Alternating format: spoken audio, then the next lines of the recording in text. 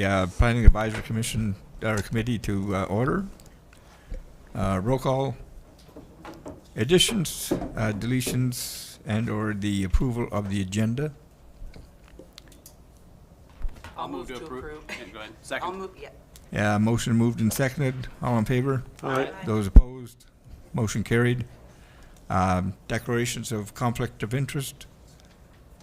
Hearing none, could I have a motion for the approval of the minutes of February 18th, 2026?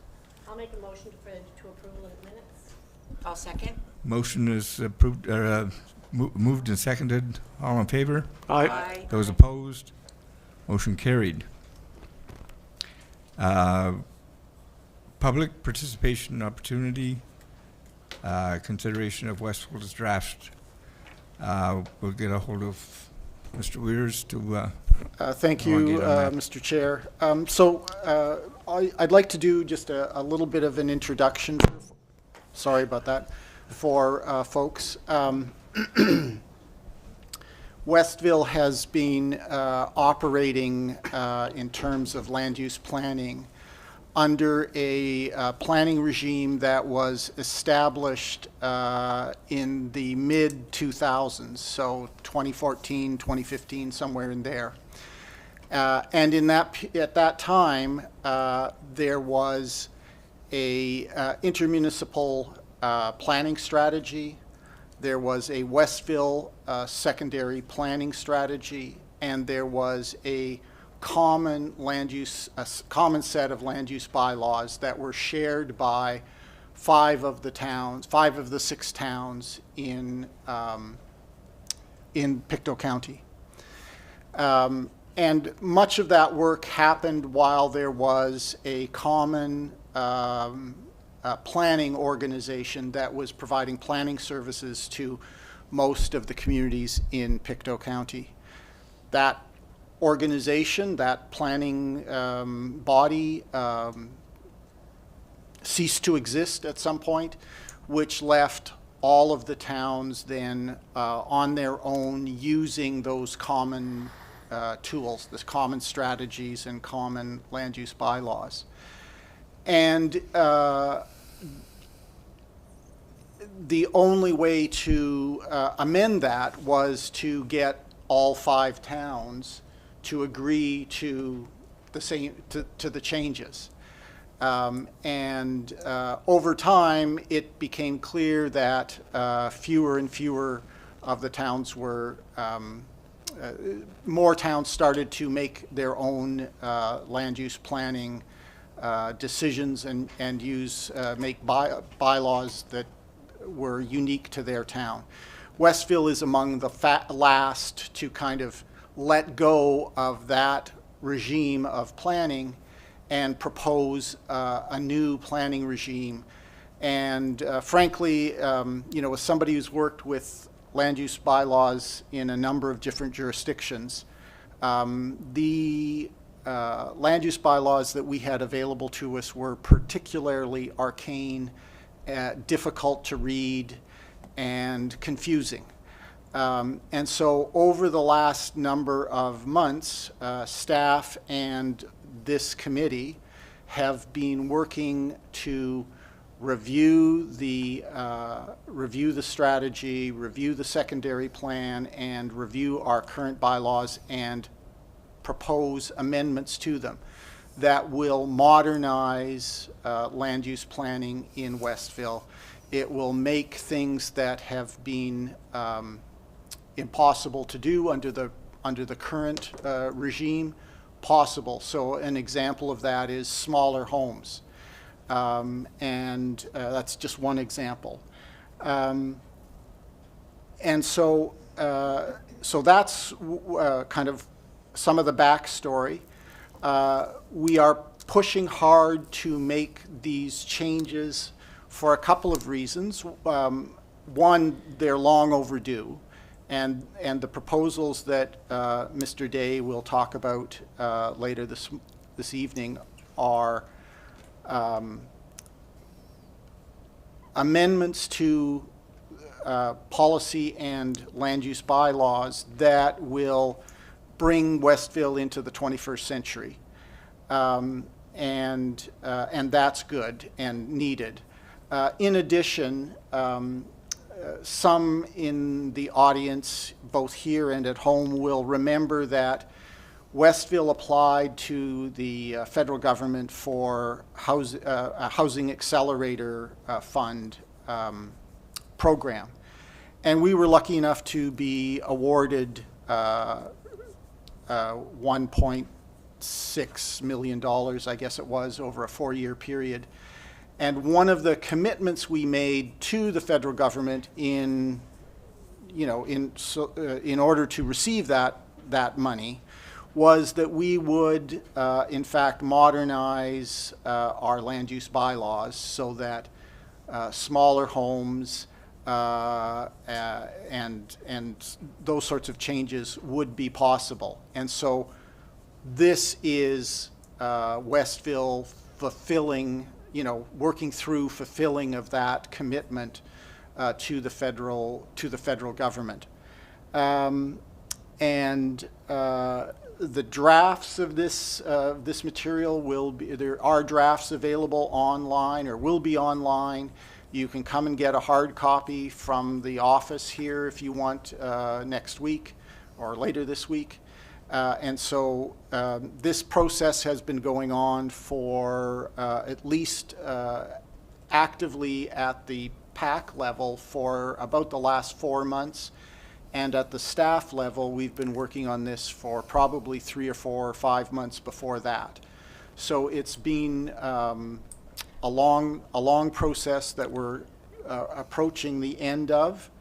And what we're hoping today is that residents will take this opportunity to, one, hear about what the proposed changes are, and if they have comments or concerns, to bring those to the attention of the town. And you can do that by talking to any one of the councillors or the mayor. You can email the town, you can email the CAO, you can phone in to the town office and we'll take your message and take your comments. So encourage people to take this opportunity to kind of understand where we're trying to get to and share your comments or concerns with us as quickly as you can. I think that's it. So, Mr. Day, are you ready to explain what things are? Before you do that, Yeah, sure. I wonder, Mr. Chair, if you might elaborate on the process going forward from tonight, and the fact that this is not a prescribed, this is not a mandated matter of a hearing under the MGA, Yeah. but it's something we decided to do as just to get out in front of it, to give an opportunity for people to participate. So what the process going forward to enact the changes that we're talking about tonight? So, thank you, Mr. Mayor. Under the MGA, in order to make changes to a bylaw, it has to be read twice, and there has to be a public hearing. And so this is not the public hearing.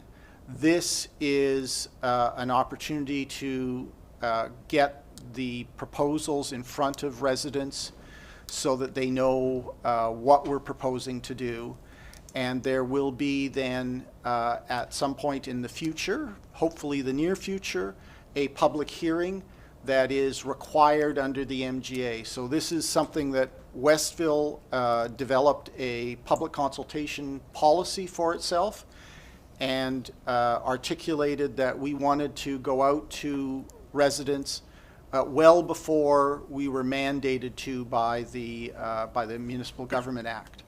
And so what we're hoping today is that we get input from people, and if there is, if there are real concerns or significant changes required, then we'll go back to the drawing board and undertake some more work on the land use bylaws, and then bring it forward for those revisions forward for review by council or PAC, as the case may be. So going forward from today, we're hoping to get get input from folks, and if they're substantive, like I said, we would do some additional work and bring it back. If it's not substantive, if there's no real concerns, then it's conceivable that the public hearing, the formal public meeting, hearing under the MGA could occur as quickly as the end of this month, so March 30th, at the regular council meeting. And after that, then that would be first reading. There would be, at the next council meeting, there would be second reading and approval. We'll have to send the proposed land use bylaws to the Minister of Municipal Affairs, and there'll be an appeal period, which I believe is 14 days, that people can, after they've been approved, people can still appeal the changes if they don't like them. And so that would be the process. So we're trying to be out in front of the requirements that the government imposes on all municipalities, to give residents a chance to really have a chance to have comment and provide input into this whole process. Okay. I think that's it. Thank you. Mr. Day? Kristen, am I able to just plug into this? Or is that going to create a huge problem? I can run this without it. It's just a few images Nope, that. you can do that. Yeah. Just Sarah Scott and wanted Maxine to will put just those see notes it. for it. Okay. Well, I'm mostly going to be talking through it all anyway. Scott So. prepared to post the notes. You will need a mic, Mr. Day. Can I get some? Thank you. Thank you. No, I haven't. They would be able, if they were to pull up the YouTube channel, they would be able to follow along actually on the back end. They would be able to.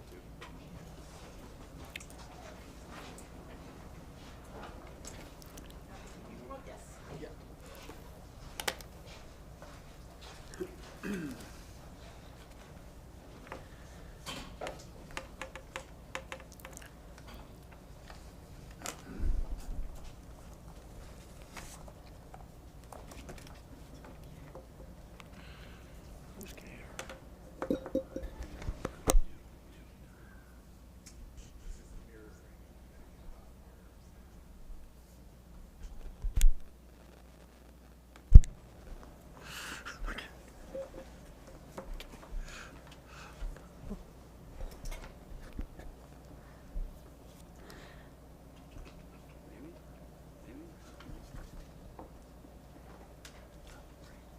Just taking a moment to get off mirroring. It's fighting back. It's going through the presentation now, which I don't want it to do. I'm recording. Now it's repeating everything you And said. now it's. Recording it.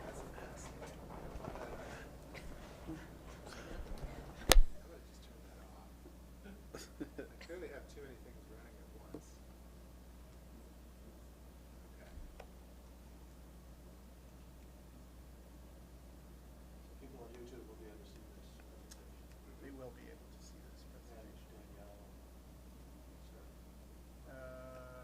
They may not be able to see the presentation. They will have to go to YouTube and But watch if it. they go to YouTube, they'll see it. That can come up. Maxine and Sarah, did you hear that? That if you want to see the presentation, you'll have to go to YouTube to see it? Because we can't get it through, okay, fabulous. I'll send you the link. Perhaps we should have noted on the roll call that Maxine Mann, one of our citizen appointees, is not feeling well this evening, but is taking this in from home virtually, and Sarah McKinnon is out of town, our Councillor McKinnon is out of town, but she's also participating virtually as well.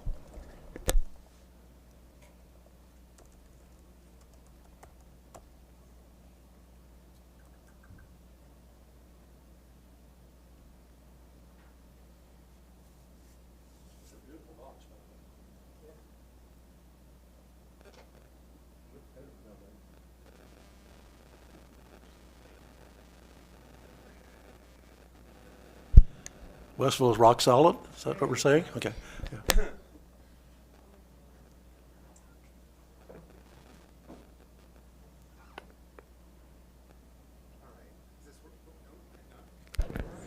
Okay, yes, perfect, thank you. So, welcome everyone, thank you for coming out this evening, and thank you for those attending online. My name's Sean Day. I always feel stuck when I have to stand in front of this thing, but I don't have a choice in the matter, so. I wonder if we should pivot that a little bit toward the audience, maybe? Don't put it out the window. Can you see it, Nevin? I will. Because if not, you can come sit in Sean's chair until he's done. All right, so, planning for Westville. I just got this clicker today. I may not use it correctly, we'll see. So as Mr. Weirs mentioned, this is more of a conversation. It's not a detailed view on what we're proposing because that would take us a week, not an hour or less.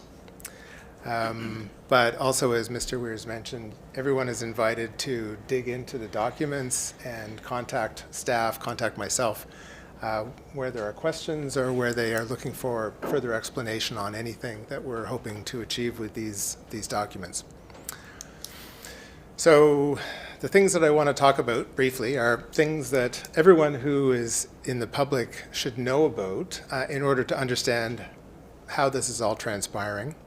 The why, which has already in part been mentioned, what this is and what it isn't, or the other way around. 4 big things that are kind of our key things that we're trying to achieve. The how are we going to do this? And then we've got an opportunity for questions and comments. So, this document, the Municipal Government Act, is basically the Bible for how to run towns and municipalities. And there's a section, Section 8, that has to do with land use planning. And it runs from, I think, Article 190 through about 287, something around that scope. So it's a pretty substantial one that's followed immediately by subdivision, and elsewhere there is a section that talks about the kinds of bylaws towns can enact. But what it does, most importantly, for the purposes of this evening, is it tells us what we can do with documents like this.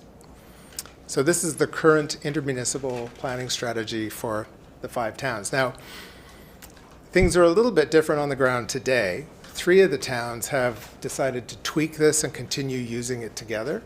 So that's Stellarton, Trenton, and Pictou. New Glasgow has announced that, like Westville, it's intending to go out and do its own document, but it hasn't adopted one yet, so it's still using the oldest version, the one that we're still using, whereas 3 of the towns are using a tweaked version. This is a document that people don't spend much time looking at, but it's a pretty important one because it's where you lay out the background of what's going on in the community, the stats of the community, you know, what the population is, where they're living, what family salaries are, those sorts of things. Anything that would help you do a good job with land use planning is supposed to be in this document. It's a document where you talk about the vision for your community. It's a document where you lay out the goals that are meant to implement that vision. And then you get from goals, you get to objectives, you get from objectives to policy statements. And those policy statements are meant to be kind of general guidance documents. They are then implemented within the next document, but I didn't get there yet because I've got this one to talk about. Each of the towns, it has their own secondary planning strategy, as was mentioned, and this is a place where you try to look at your town individually outside of the scope of the intermunicipal planning strategy. And you say, okay, hang on, what didn't get addressed in that document? You still have to abide by it, but you can add an extra layer of consideration for certain things that are special about your community as compared with the other 4. Then you get to this one, the land use bylaw, and this is the one that most people are familiar with. It's the one that is the go-to document for most of what happens with respect to development in the community. And it's meant to be the place where you find regulations, where you find definitions, where you see which land use tools are going to be used to allow you or disallow you to do the development that you're hoping to do. It includes your zoning map. The other document, the secondary planning strategy, includes a document or a map that's called the Generalized Future Land Use Map. That document is intended to kind of lay out generally where things should happen, what kinds of commercial things may happen, what areas are reserved for general residential, that sort of thing. we're not touching that right now. It wasn't part of the scope of what we're working on, so we're keeping that one as it is. So one of our challenges is that the way these documents have been written, they are confusing to read. They don't follow necessarily the kind of approach that one would see in a lot of planning documents. Planning documents are changing all the time now. They're becoming a lot more varied, but these ones do present a challenge to everyone who tries to use them. And so, as Mr. Weirs mentioned, moving away from this is going to be beneficial, and I'll speak more to that in a little bit. A few other documents that you may not be aware of. Back in the same era that this was being done, in the kind of 2013 to 2016 range, the federal and provincial government had municipalities do integrated community sustainability plans. And in our case, there was a partnership. I can't read that here or down here. It's super tiny. But there were 3 towns involved, including Westville. I think we're on this one in with Stellarton and Trenton. And then there's also a municipal climate change action plan that was also done at that time.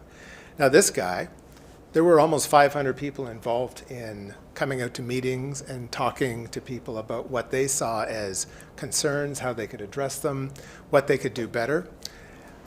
Both of these documents, this one, I don't know what the number is on the consultation. On this one, I couldn't find it. But in either case, they're meant to be considered within the intermunicipal planning strategy. And it's been my experience that there's a lot missing from these documents in those documents, notwithstanding that there was considerable public input into those. So that kind of gives you an overview of what we're talking about. Those first 3 documents that we have ourselves, not the MGA, that's a provincial thing, they're around just under 300 pages when you take them together. There's a lot to these, and it's, again, not necessarily easy to work your way through. We're proposing to get that down substantially. So why are we doing this? So this can be summed up in one image, because this has been going on. I think it was last winter that through the winter there was something like 59 people living in tents behind the hospital. Or maybe it was that there was 59 tents. I'm not sure what the number is, but this is something that was conveyed to me. That's a failure at all levels of government. The federal government used to be involved in providing social housing, but they haven't really done any since the 1970s. And for a variety of other reasons, which I'll speak to in a little bit, we've gotten ourselves into a situation where housing has become unattainable and unaffordable. This engendered a response from the feds, and Mr. Weirs spoke about the Housing Accelerator Fund, and that's kind of setting the timeline for this particular part of this project, this adoption of a merged set of documents which will become Westville's documents. So what this is not a full planning document review. We aren't going into every crevice. We're not doing months of public input. What we're doing instead is taking what we've got and working with that as best we can to make a Westville document and tweaking it where we need to address the kind of critical aspects that we're trying to target in this phase of work. So what is it? It's a merger of the intermunicipal planning strategy and the secondary planning strategy to better address the opportunities and needs of Westville. So it isn't about Pictou anymore. It's not about the circumstances in New Glasgow. It's really about what's happening on the ground in Westville and where we want to go. It's a set of documents that will incorporate the necessary elements as detailed in the amended MGA. I think I mentioned that the MGA has been updated many times, and most recently, some of those amendments have been to do with accelerating our ability to roll out housing. And so part of what we're doing with this is incorporating those provisions within our documents. I've talked about the fact that the current set of documents are challenging. They're also not very transparent. There is regulation hidden within policy in the IPS. Really shouldn't be there. The regulation part should be in the land use bylaw.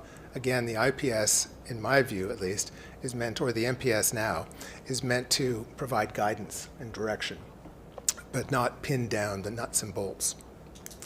And one of the things that I think is really interesting about this is that it's going to allow the town to become more nimble. land use planning is not an exact science by any stretch. When you work on land use planning provisions, you're dealing with things that have impacts in the social realm with respect to public health, with respect to the economics of a community, with respect to environmental impacts, all of those. And so when you write a policy, it's going to push, it's going to send ripples out in all of these areas. And of course, no one is an expert in all of these things. So land use planning is meant to be organic. It's meant to be something that you revisit periodically, that you consider, and that you amend as you need to improve its outcomes for your community. So I mentioned that we're going to look at 4 big things. Not sure I have this summed up right, but it's a start. So we're going to make it ours. That makes it, for us, something that we can respond to context changes. We can respond to things coming to us that we never imagined coming to us. We've had some conversations about potential projects we never imagined we would be facing. They're good, but we don't have the tools to address them right now. By making it ours, we're able to open the door to things that we haven't anticipated. And we're also able to look at, what are the threats that we face? What are the opportunities that are available to us that we can pivot on, that we can address? Talked about this perhaps too much now. The regulations aren't as where they should be in all cases. There isn't always good explanation behind the policies, what we often call background or preamble, that explain why we're writing the policies we are. There aren't always policies that support the regulations. Ideally, you wouldn't have a regulation that you couldn't point to a policy and say, this is implementing that. That's why we're doing this thing over here. You may not like it, but there is a reason for it, and it's founded in these policies, which are themselves founded in our vision and the goals and objectives for our community. We're going to make it count. And by that, I mean, we're going to create a document that is responsive to the circumstances that we face now. A document that will enable us to better address housing to the extent that we can. A document that will help us better address financial challenges that a town such as Westville faces. I'm just going to jump out of the big picture for a second, because I think this helps people understand the circumstances here. We have about the same amount of roads in Westville as Truro has, somewhere around 15 kilometers, if I'm not mistaken, but we have 1/3 the population, more or less. So that's a bigger burden on the shoulders of people to take care of roads, water, sewer, snow clearing, all of these things, because most municipal services have in some fashion or another a linear basis. Like, the longer they are, the more cost there is, the more challenge you have to maintain them. And so that has to be supported by the community. Make it complete. What I'm getting at here is that the documents currently miss some of the changes that are meant to be in them. They miss components that should be there from the previous consultations in the Integrated Community Sustainability Plan, the Municipal Climate Change Action Plan. And also, they're not complete in the sense that there is inadequate explanation behind some of the policies and inadequate support for the regulations by policy. Okay, so how do we do this?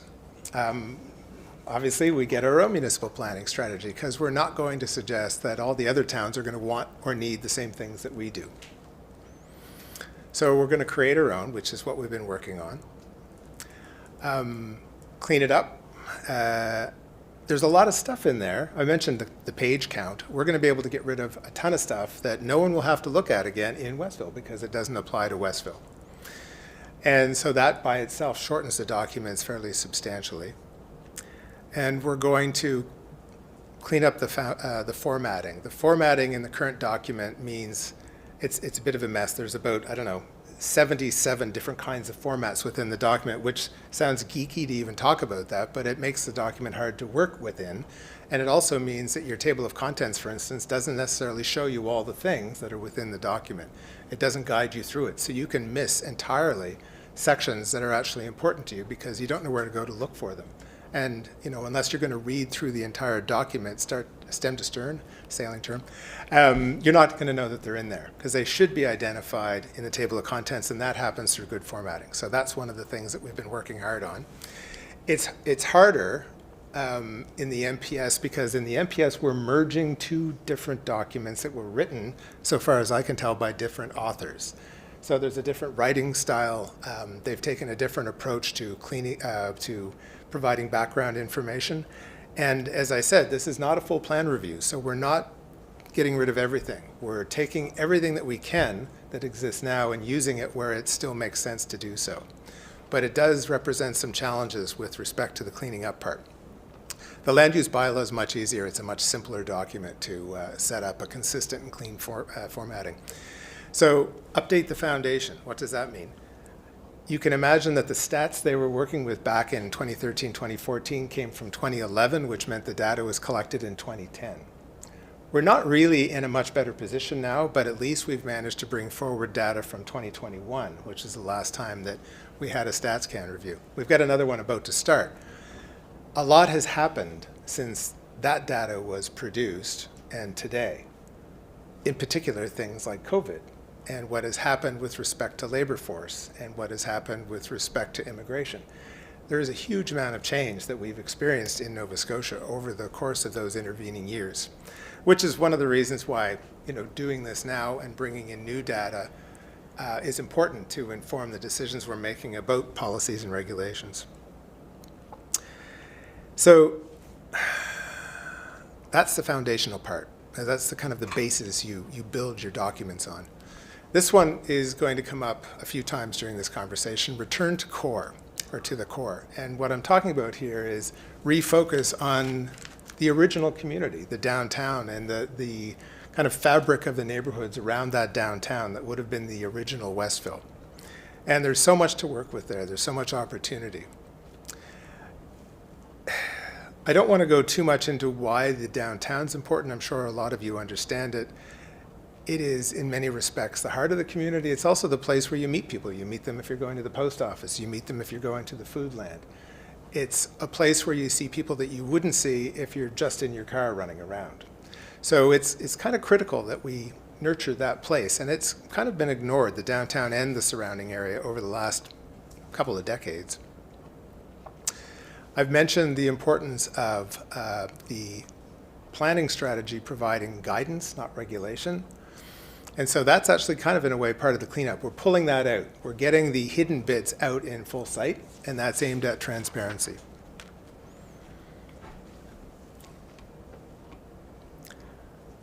Okay. So, hang on, I jumped by mistake. Yes, I did. Hang on. I got to back up. That was a big jump. All right, this last one. Respond to a changing world. We've talked a little bit about that, things like COVID and how they have affected us. One of the ways that or tools you can use to think about change is through doing a SWOT, a strength, weaknesses, opportunities, and threat process. We haven't officially done that yet. That will come later during another set of review processes. But at the same time, it's hard not to have it in mind when you're working on looking at policy. You have these things like, what are our strengths? What are our assets that we can build on? What are the things that we're not doing very well? And so when you look at these, the 4 quadrants are done in a way that makes sense. Obviously you can think about what are some of the strengths of the town, what are some of the weaknesses. Those are things that you control. They're within your control. So what's interesting is that sometimes things that are strengths can also have a threat component. And threats are things you don't control. And you have to respond to these things differently. If it's things you don't control, you can't actually go and try to change that thing, but you have to, or if it's important, if you decide it's important, you can think about what can we do to actually help address these or manage them or improve outcomes. And so I wanted to just come up with some examples that may make sense to you. So for example, I view a real strength in the community is the fact that right now there's a grocery store downtown.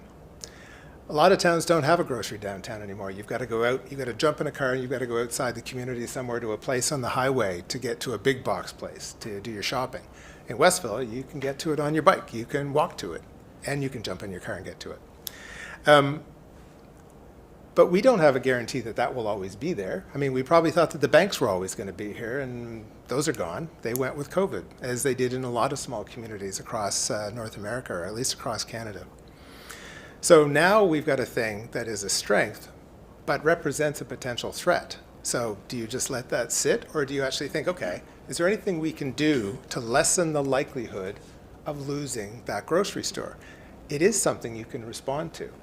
And so, for example, if we do manage to attract more people into the core, those are people who probably aren't going to jump in the car and go across the highway to Walmart. They're going to shop in the Foodland, and that's going to make it more viable financially, and that's going to improve the likelihood of it staying in the community. So I'm just trying to toss this out as an example of how all of this is intertwined, and that as you're thinking about planning-related things, you kind of want to keep your eye on this. Think about, okay, what is this? Is it important? And should we be, in some fashion or another, writing policy that will help us keep that thing from becoming a threat, keep it on the strength quadrant? Another one, we know that housing has become unaffordable. Why is that? Like, is there anything we can do about that? How did it happen? And so some like really quick analysis. So we had from COVID, we had the labor shortage, we had huge disruption to the materials supply. That just was bizarre how quickly products went up in price, like 2x4s, plywood. We had a giant tornado that struck one of the two largest resin plants in North America a couple of years ago. Those plants were making most of the plywood for North America. One of them is gone now. It's the size of, I think, 6 football fields. All of a sudden, the price of plywood for your house quadrupled. That's something clearly that's out of our control. There's nothing we can do about that. But is there anything we can do about the cost of housing? And maybe there is. And so this gets down to our HALF program. There were a couple things that were mentioned in that. One of them was the ability to create compact houses, which was frustrated by the current, or is frustrated by the current set of planning documents. And another one was the ability to create pocket communities. So in the first case, if you build a small home, actually let me back up. Everyone has below them a tile that is 12 inches by 12 inches. Every one of those now is somewhere around $280 to build. So if you have 1,000 of those, 1,000 square foot home, which is pretty compact, that's $280,000 just to build the house. That's not buy the land, that's not anything else. So it doesn't take long before you're at close to $500,000 on what used to be a normal house that people could attain. So we're in a very different place right now as a consequence of all of these things. What if, however, we can enable and encourage the creation of smaller houses? Less square feet to build, so less money to be spent on that. And also if we allow smaller lots, less land to buy. So again, we're ratcheting down the costs potentially. Not everyone's going to want this, and nor is everyone necessarily going to run to the doors and want to build it, but some will, and that will become available to those who are interested in that lifestyle. The idea of pocket homes is another response, or pocket neighborhoods rather. So this now is a situation where you're not owning your own land, so you're not paying that cost, and you're not paying for someone to shovel the snow potentially. It's kind of like a condo, but different. But basically you're living in a compact dwelling with neighbors in a small community on one piece of land. This is something we didn't really have a good way to do. And so this was also one of the things that we promised to the feds that we would put in place as part of this process. So that was some of what I wanted to talk about. Another one, I've got some pictures that you saw briefly there. I'm not originally from Westville. My background is architecture, and I've traveled a lot, and I love villages. I love compact places. I love small things. Maybe because I like to get on small sailboats, I don't know. We have a lot of houses in Westville that look like this, little story and a halves. And I think a lot of people disparage these because they don't look like a new house. But to me, these are a real opportunity. So is this a weakness or is it a strength? I kind of view it as a strength because we have the potential to see a lot of these over the course of time with perhaps some incentives or encouragement look like that. That's the same house. And can you imagine if the streets that have the house without the gardens and where the houses have been changed over the course of time in ways that don't complement the original architecture, if through understanding the opportunity and with some encouragement, people started to do this or this, again, same house, just a different color, the trim was put back, and there's some gardens. These streets would be fundamentally changed. The streets also are something that some may view as a weakness because they're narrow, but from the purposes of maintaining them from the town, they're actually more affordable to maintain. They're more affordable to fix because they're not giant streets. They also have automatic traffic calming on them. You're not going to go really fast on a really narrow road.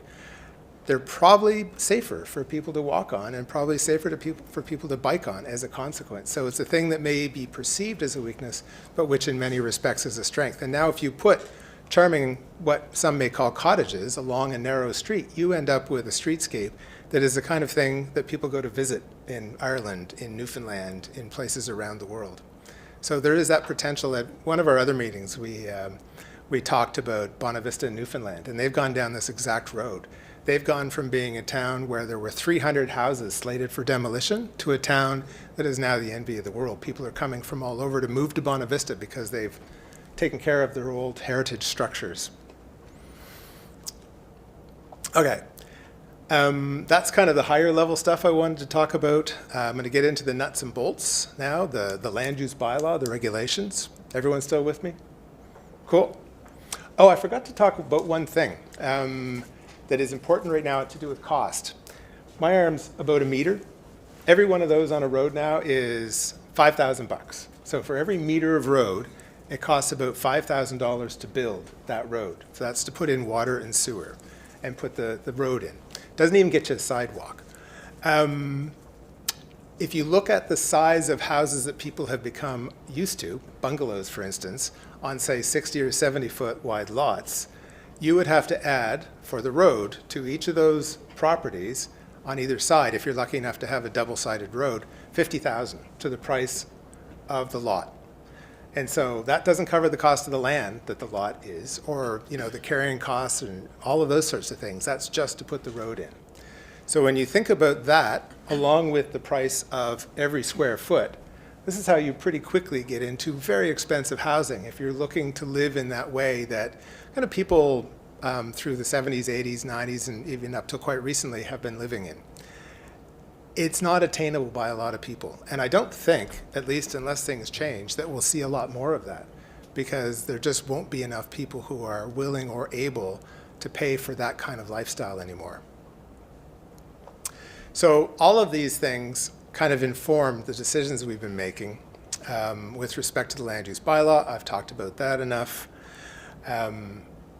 The general section, I'm going to talk briefly about that. This is it's a catch-all for things that apply to most of the town. We have kind of two general sections now.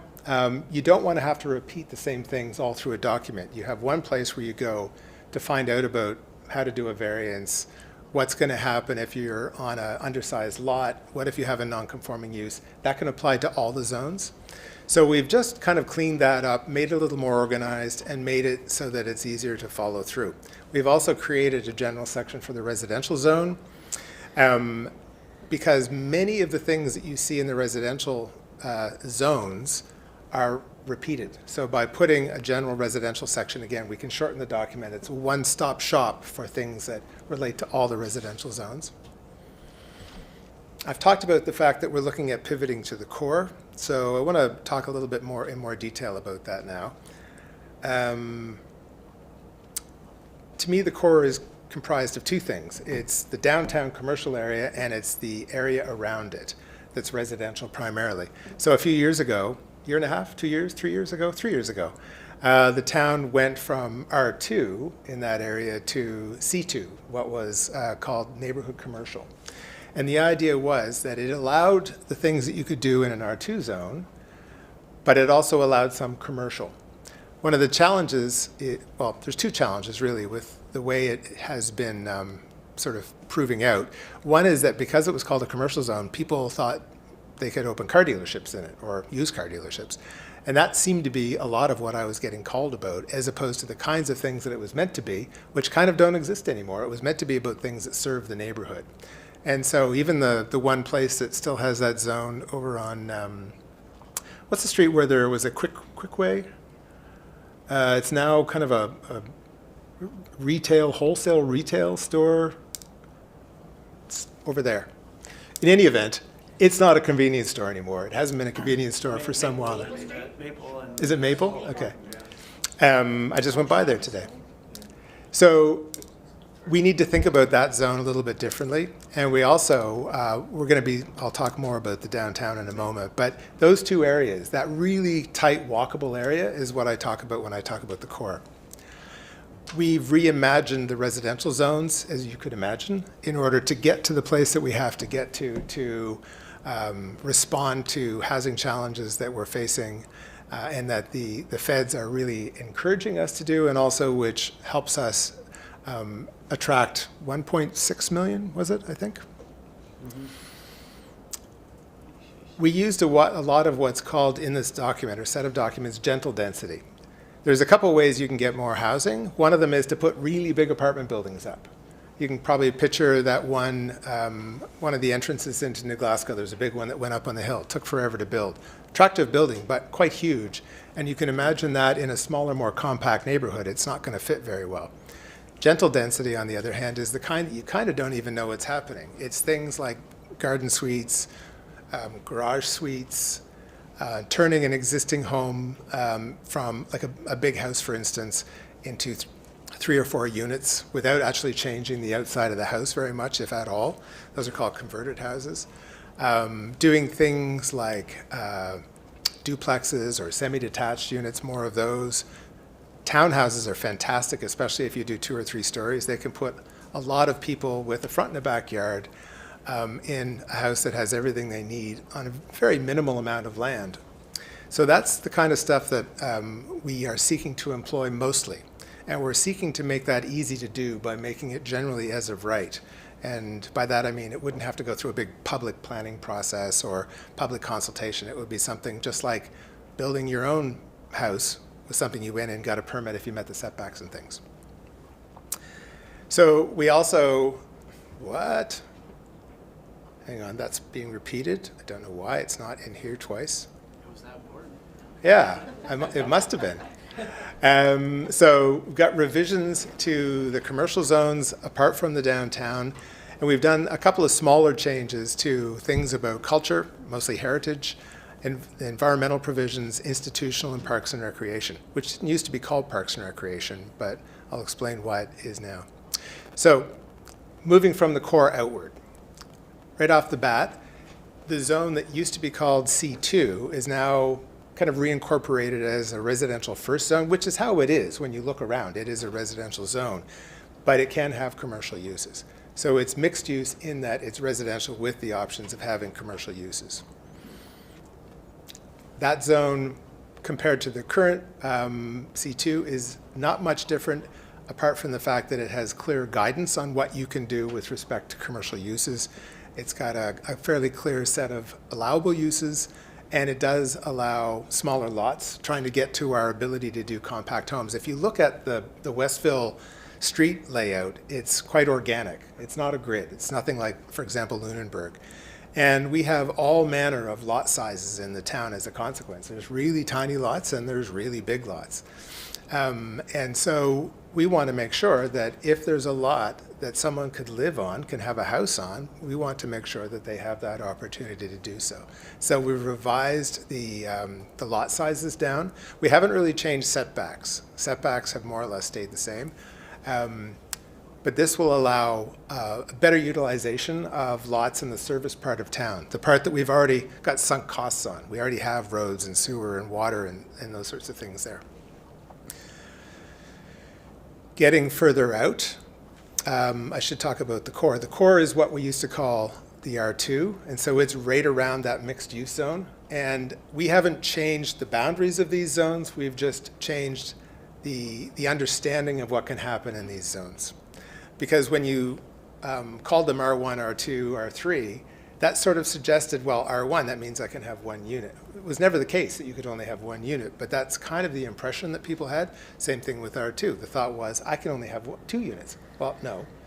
And R3, that was the worst because you could have 30 units on an R3 lot. So using that method of naming these sections kind of didn't make sense. So these new names are meant to better describe what's going on. So this next one, the residential periphery, that's the fringe area around the core. And so that one is what used to be called R1. So it would be streets like Angel Street, for instance, would be in that periphery. It's outside of the easily walkable area. It's a part of town where probably most trips happen by car. So it's a different kind of place. The lots are a bit bigger. And the number of units and the density you can achieve there is different than it is in the residential core. And the buildings tend to be much newer.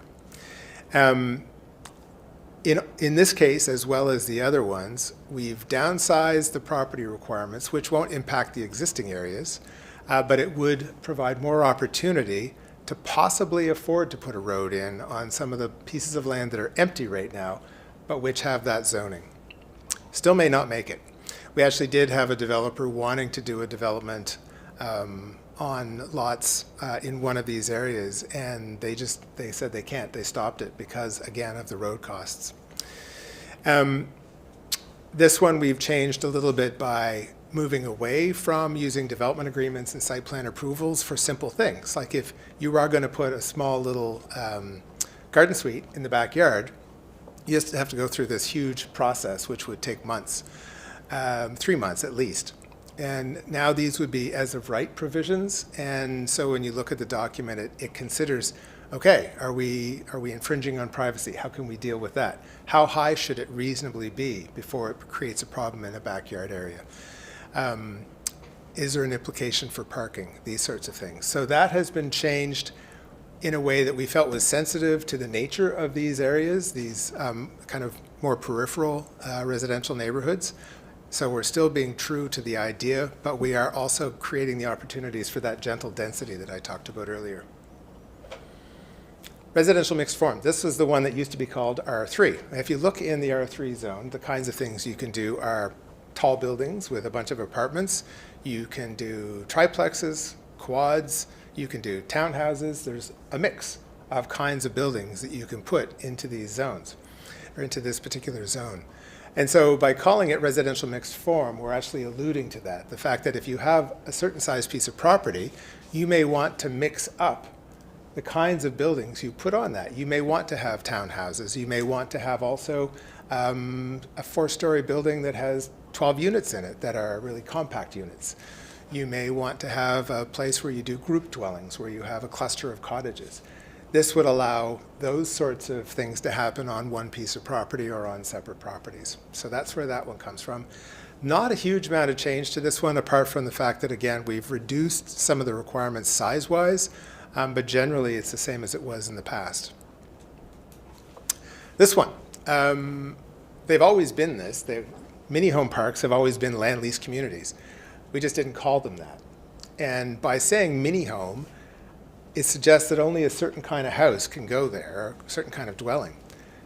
By calling it a land lease residential community, we now are opening the door to a lot of different kinds of housing. So you could have, and some of those properties that are land lease properties are fairly large, and there is room for them to do more with their properties than they currently have done.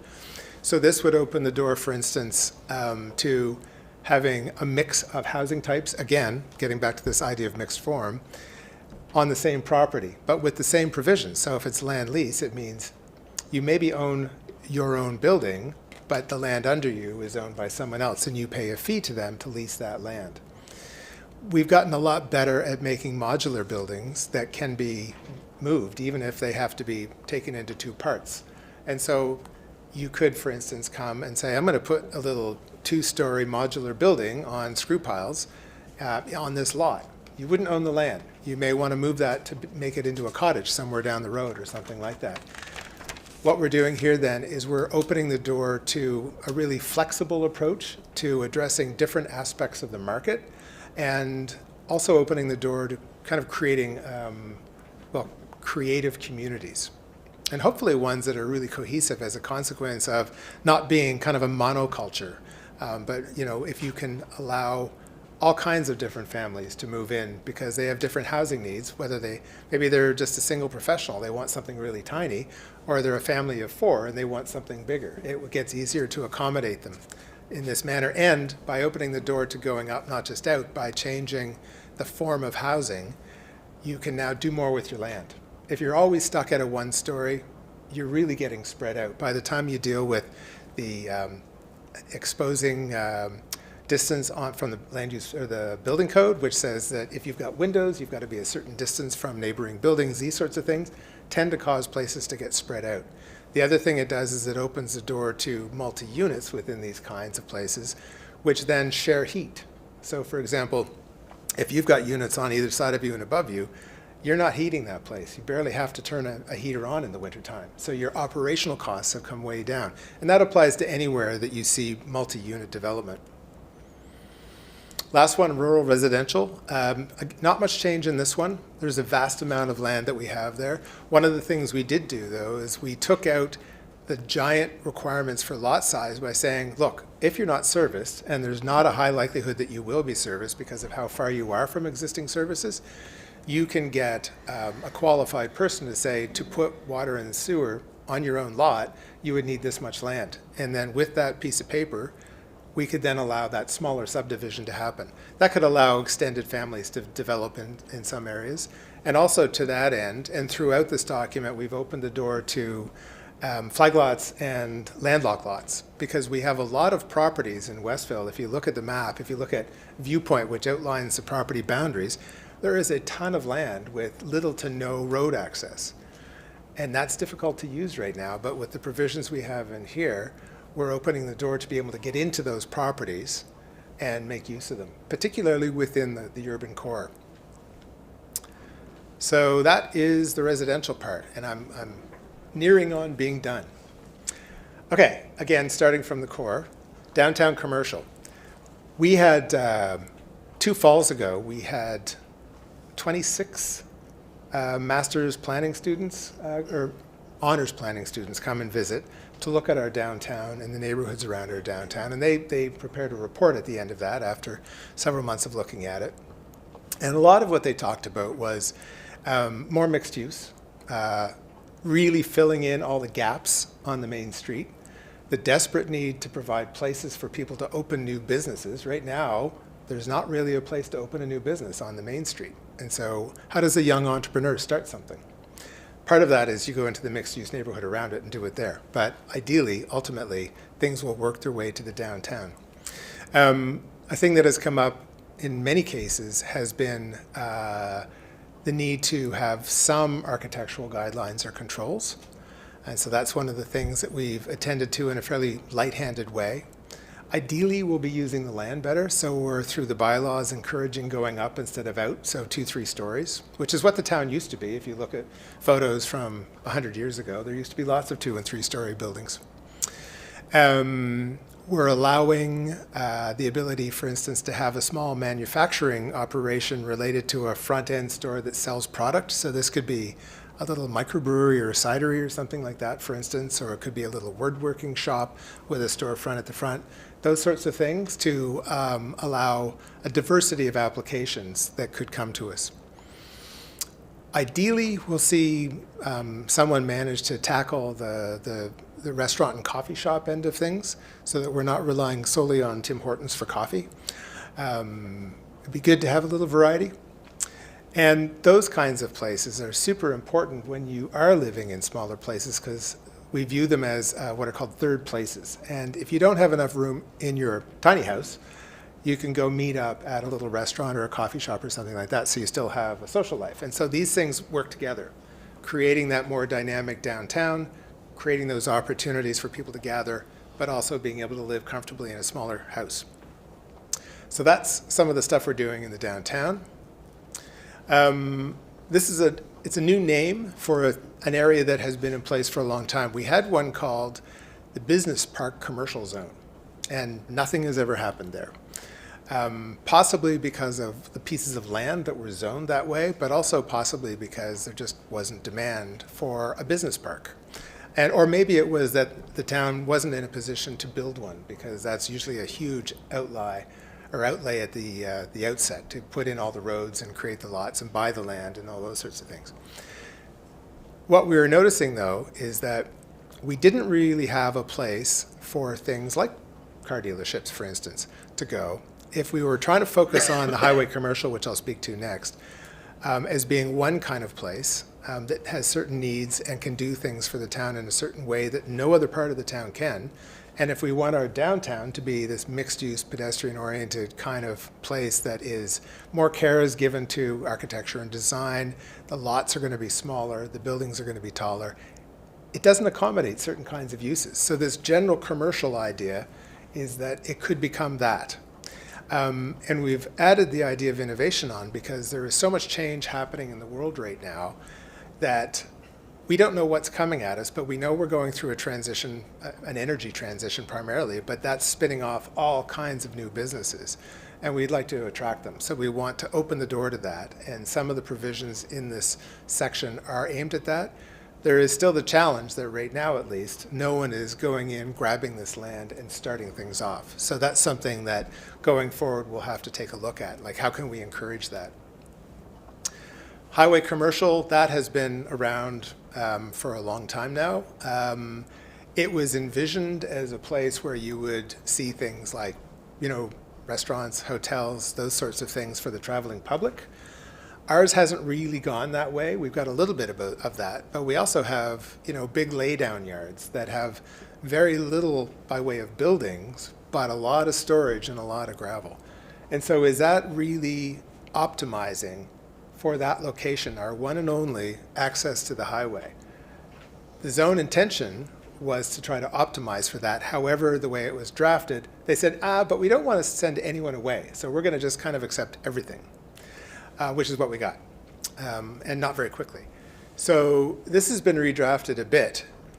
It has focused in on the kinds of things that would really benefit not only the person buying the land and doing the development, but also the town, in terms of complementing the other uses we have in the town, and in terms of providing a much better tax base for the town, and in terms of creating a draw that would bring people off the highway who could then be redirected into the town. Because while, for example, a big truck center or a crane center, interesting to look at, but it's not going to really bring people into the town. And they take a lot of space that could be used for a multitude of uses, not just one big use. So that zone's been written a bit differently. However, there is still the provision through development agreement to do those kinds of uses. So if someone comes to us with a use that isn't allowed as of right, they would still have the ability to speak to council and the community to put that forward as a use for that area. We've used that approach particularly with respect to the nature of the general standards in a number of cases, because again, we don't have a crystal ball. We don't know exactly what the needs will be on every property in every context for every use throughout town. And so we've said, look, if you have a use that is clearly complementary to the downtown, for instance, and will help us move the ball in creating a more vibrant downtown, we want to find a way for you to do that. And so we've opened that door to doing it through development agreement. Industrial. Used to be called light industrial on some things that we have, and also provincial resource industrial. There are three kinds written about in the current document. There was kind of a heavy industrial, a light industrial, and then this provincial resource. And depending on which document you look at, of our three documents, our industrial areas were called different things. One of them, Groupe Savoie, is a functioning industrial use. It isn't light industrial. So we've changed the name to industrial, and it's going to be kind of a blend of a light industrial and a general industrial zone.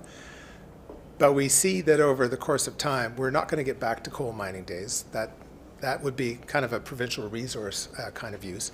But there are other lighter industrial and things like the Groupe Savoie that we may want to entertain. So that's where that's going. We only have two small areas that are zoned for that. And one of them may turn out to have some subsidence on it, which is something we're studying right now. And so we'll see what comes of that zone. So those are those ones. And then the lightly touched ones, institutional. I I think that the institutional zone has always, maybe because it was often schools and churches and hospitals, it was kind of given carte blanche to do what it wanted to do. But these can be really large uses.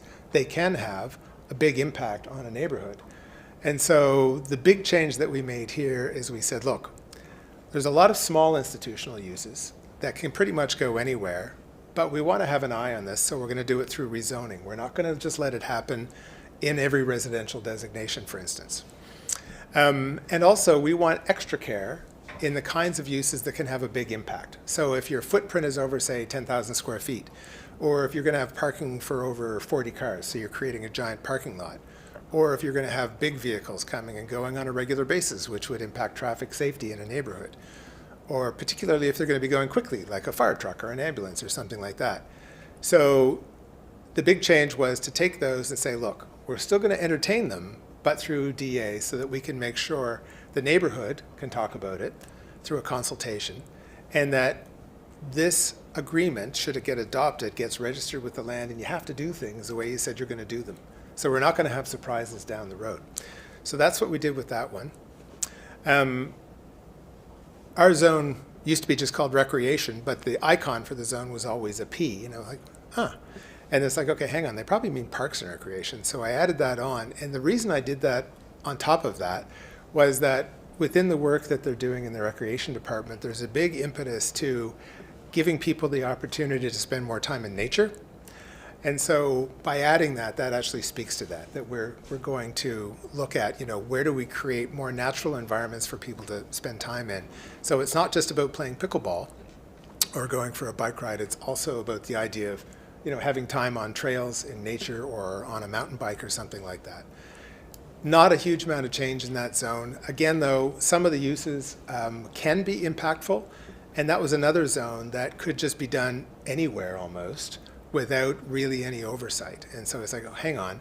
Oh, it also can be commercial. It doesn't have to be just a municipal kind of recreation thing. It can be a batting cage. It could be a climbing wall. It could be all sorts of things. It can be indoor soccer. So some of those, I think there's one in Stellarton, a really giant dome.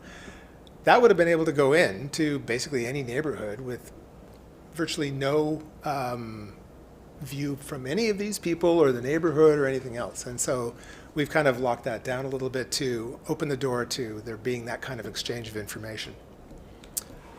Apparently, according to our documents, we don't have wetlands in Westville.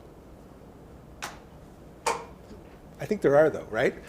And so that's something that is meant to be noted in your documents, and it's something you're not meant to allow someone to put buildings in, as you can imagine. Right.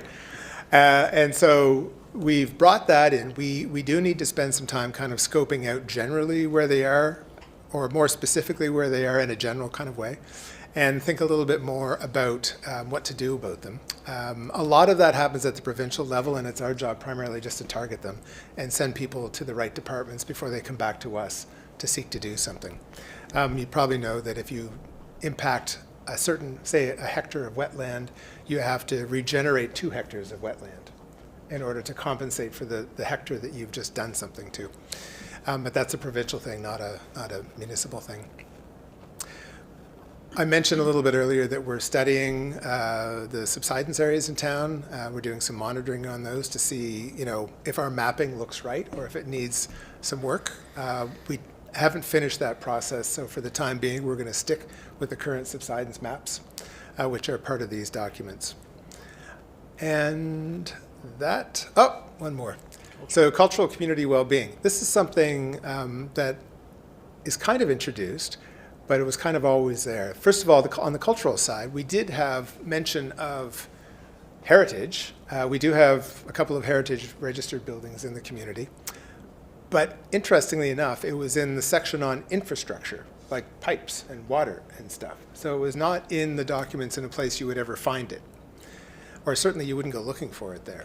And there really wasn't a lot of commentary on what one would do with it. So we've beefed that up a little bit, and we've moved it into this kind of category that talks about culture and community well-being. And the community well-being part is opening the door to us looking at the impacts or the potential benefits of the changes we're talking about. So for instance, if you're living in the downtown area, you're out on foot doing your errands, you're running into your neighbors, you're not polluting, you're getting healthier by doing some exercise.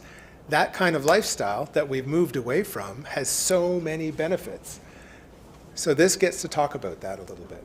And it's something that hopefully over time we'll expand upon. And it's getting back to that thing that I was talking about before, that when you make certain moves in the planning world, you don't always know all the different impacts you're having. So say, for example, if you focus development in outlying suburban areas, you're impacting people's health, you're impacting the environment, you're impacting the downtown by creating a demand for parking instead of buildings, because it's buildings we're going to. We're not going to a parking lot, we're going to a building, because the building has the stores in it, or the restaurant or the coffee shop. The more demand you have for parking in your downtown, the less room you have for your buildings, which are the whole point of the downtown. So it's one of those non-intentional kinds of things that happen when you focus your planning lens in certain directions. And it's also what makes planning rather difficult. That was it. I survived. Thank you. So I'll stay up here, or if people have questions, please actually come up here. Mitch?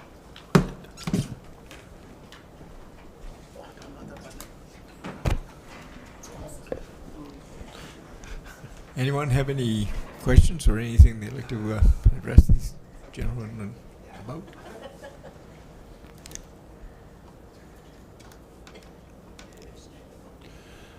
Mr. Chair, all I can say is that's like a tutorial on municipal planning strategy and land use bylaws.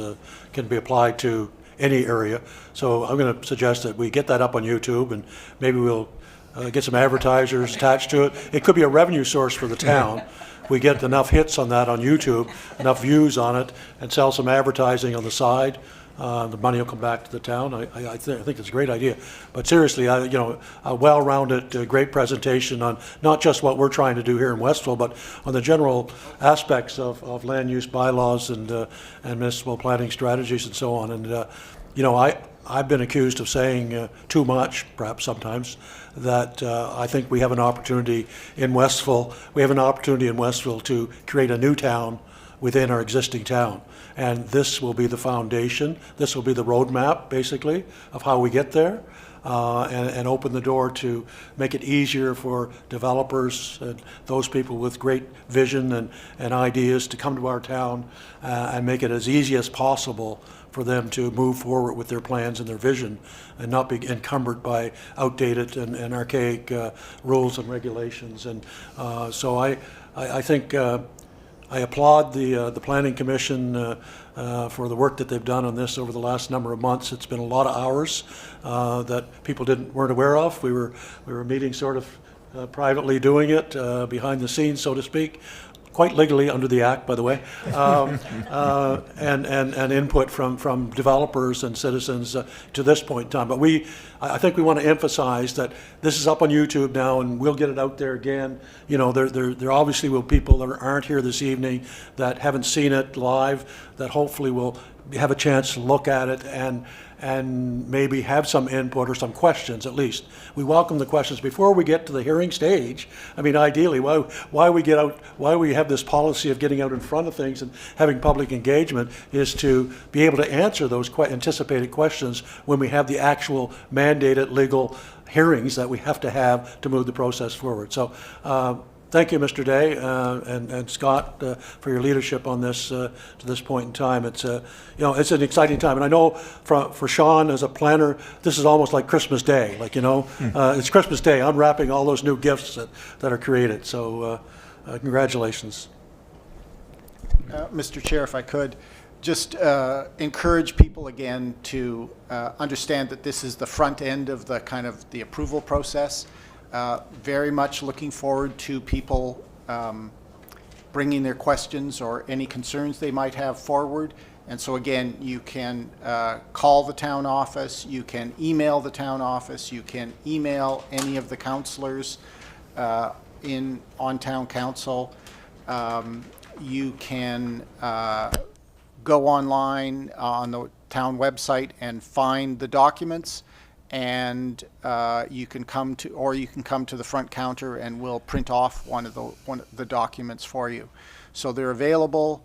I really encourage you to, over the next little while, to take a quick or a slow look either way, and bring your questions forward, so that Westville can move forward with this enterprise and make sure that we have a municipal planning strategy and land use bylaws that actually make sense for Westville and drive it forward.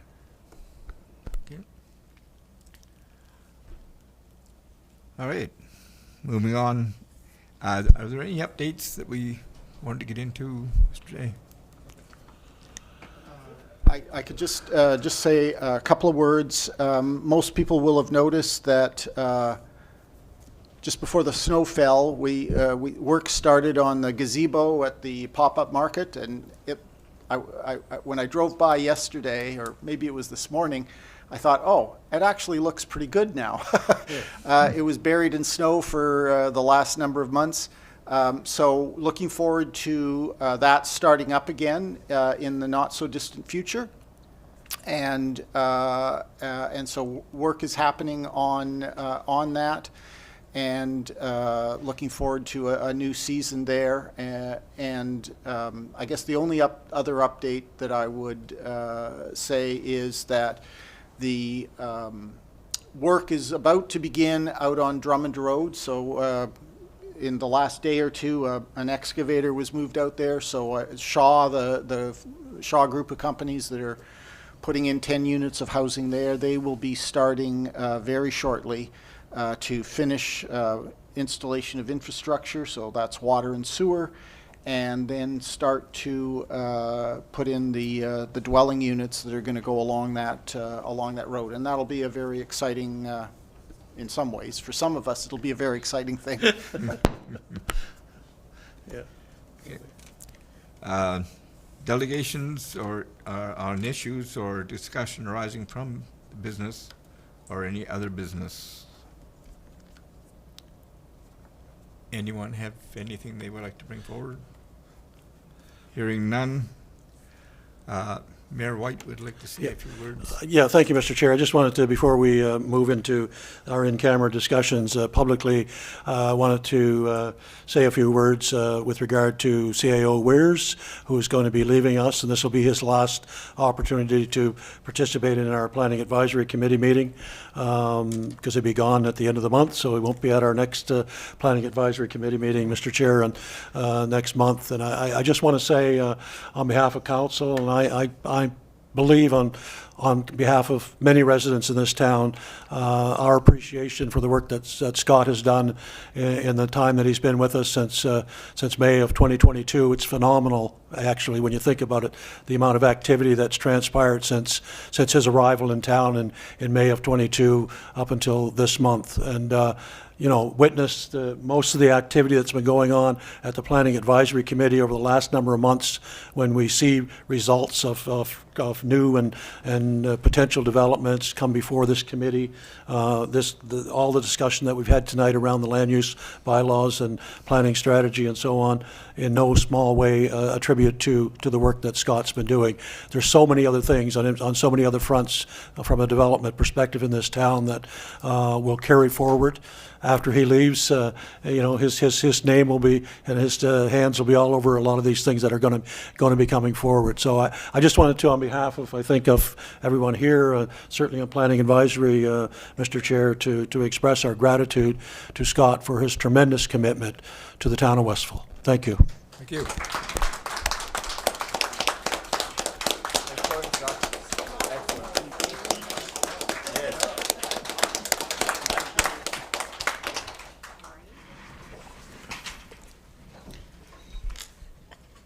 Could we have a motion to go in camera, please? I'll make a motion to go in camera. You're welcome. I'll You're second welcome. that. Motion has been moved and seconded.